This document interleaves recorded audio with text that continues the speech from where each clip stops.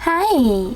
In front of me is Motorola Moto G41, and today I would like to show you how you can download and apply Apple Layout on this Android.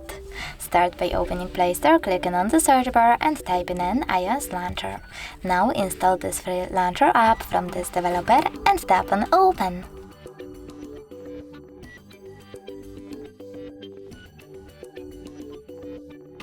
Then wait for the pop-ups and select while using the app and allow.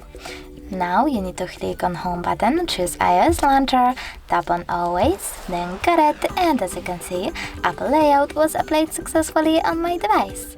But you can always switch between your layouts by going into Device Settings, choosing Apps and Notifications, tapping on Advanced and clicking on Default Apps.